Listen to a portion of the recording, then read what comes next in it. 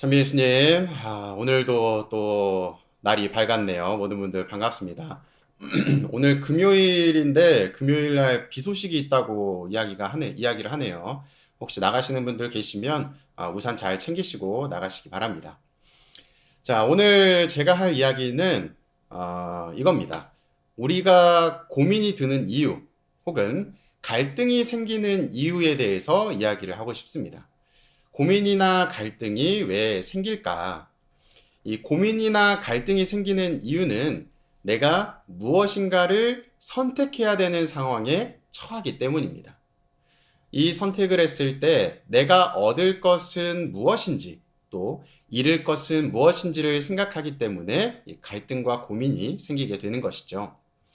그래서 조금은 더 적은 손해 혹은 조금은 더 커다란 이익을 얻기 위해서 고민하게 되는 것이 바로 우리들의 모습이 아닌가 생각됩니다.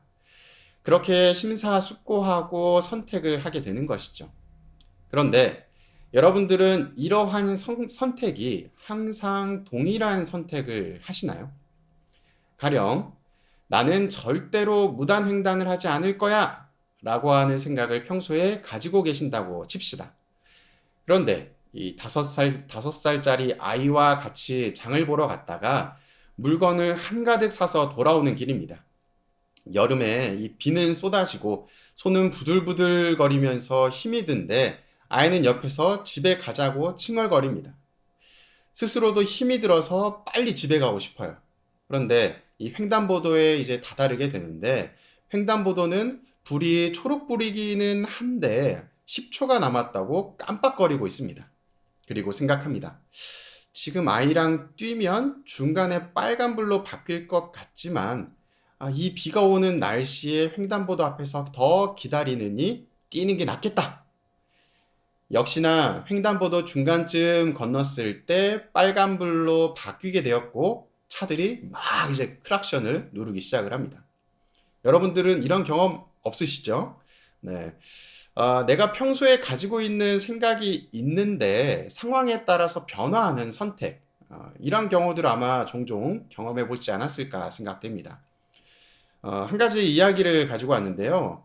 이 외국의 유명한 대기업의 팀장을 맡고 있는 데니얼이라는 사람이 있었습니다. 어느 날 직장 상사가 커다란 이 프로젝트를 하나 들고 와요. 그리고 이야기합니다. 자, 다음 주 월요일까지 작성해야 되는 보고서니까 여러분들 모두 일요일까지 출근하세요. 그리고 팀장이었던 데니얼이 손을 탁 들더니 이야기를 합니다. 저 죄송하지만 부장님, 일요일은 제가 어린 시절부터 하느님께 봉헌한 날이라서 일을 할 수가 없을 것 같습니다. 이 말을 들은 직장 상사는 어땠을까요? 어이가 없었죠. 그래서 한 소리를 합니다. 하지만 데니얼은 꿋꿋했습니다. 그리고 상사는 씩씩거리면서 밖으로 나갑니다. 1시간 뒤에 다시 돌아온 상사는 이야기합니다. 일요일은 안 될 것 같으니 토요일에 출근하세요. 그러자 데니얼이 또 조용히 손을 들면서 이야기를 합니다.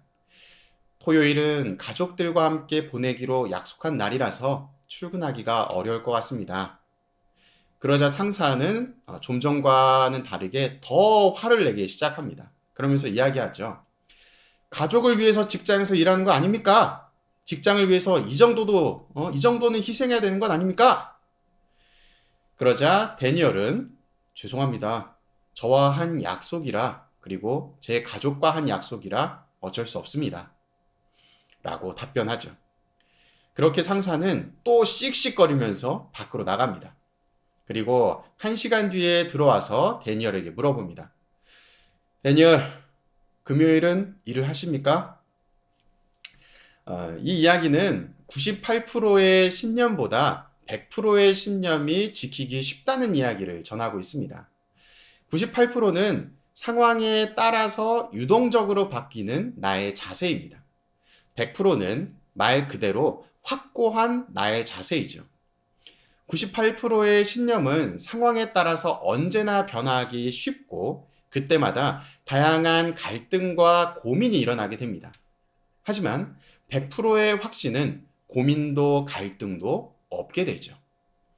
오늘 독서에 나오는 건전한 말씀과 신심에 부합되는 가르침을 따르지 않는 사람, 이 사람은 확고한 신념을 지닌 사람이 아닌 것입니다. 그래서 교만해지고 깨닫지 못하며 논쟁하고 설전하고 병적인 열정을 쏟는 것입니다. 그것은 뒤에 나오는 이 부자에 관한 이야기에도 해당이 되는데요. 부자는 단순히 돈이 많은 사람을 표현하는 것이 아니라 돈에 믿음을 둔, 돈에 열정적인 사람을 뜻하는 것입니다. 즉, 갈라진 마음으로 다른 것을 생각하기 때문에 하느님께 가까이 할 수 없는 사람을 일컫는 것입니다. 성공하는 사람들은 대부분 어쩔 수 없는 상황에 놓이게 된다고 합니다. 이 말이 무슨 얘기냐? 선택지가 하나밖에 주어지지 않는 상황, 그 상황을 이야기하는데요. 이러한 상황에서 어려움을 해결하기 위해 자신의 100%를 쏟아붓는다고 이야기합니다. 대부분의 성공한 사람들은 이러한 상황에 한 번 이상 놓였었다고 답하고 있습니다. 복음에 드러나는 여인들을 살펴보면 비슷한 모습을 확인할 수 있습니다. 여인들은 자신들의 100%를 예수 그리스도에게 쏟습니다. 그 단적인 모습이 바로 그리스도를 따라다닌다는 것, 이 표현과 부유한 여인들은 가진 재산을 모두 봉헌했다는 것입니다. 여인은 홀로 존재할 수 없는 부류였습니다. 그렇기 때문에 그리스도를 따라다닌다는 것은 자신의 모든 것을 바쳤다는 것을 의미합니다. 마찬가지로 부유했던 여인들도 자신이 생존하기 위해서는 이 가지고 있는 재산이 믿을 구석인데 이 믿을 구석을 그리스도 공동체에 모두 봉헌했던 것이죠. 즉 98%의 믿음이 아니라 100%의 믿음으로 임했기 때문에 그들의 모습은 이렇게 그리스도를 따라다니고 또 자신의 재산을 봉헌하는 모습으로 드러났던 것입니다. 우리가 신앙 안에서 고민하고 갈등하는 이유를 살펴보면 나의 믿음이 100%가 아니기 때문에 일어나는 일들이 아닐까 생각해 봅니다. 믿지 않는 것은 아닌데 어설프게 믿고 있기 때문에 혹은 다양한 상황에서 타협하고 고민하고 갈등이 생기게 되는 것이죠. 확고한 신념이 생긴다면 고민도 갈등도 없어지게 됩니다. 왜냐하면 이미 정해진 답이 있기 때문에 고민할 여지가 사라지게 되는 것이죠. 복잡한 시스템일수록 오류가 날 가능성이 높다고 합니다.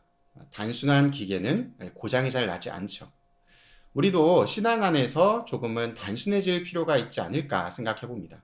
다양한 것과 비교하고 분석하면서 재는 것이 아니라 내 마음 안에 정해진 신앙의 답이 있다면 그것을 그냥 지켜나가면 되는 것. 이러한 단조로운 신앙생활을 이어나가는 것이 우리에게 필요하지 않을까 생각해 봅니다. 98%보다 100%가 더 쉽습니다. 사랑합니다.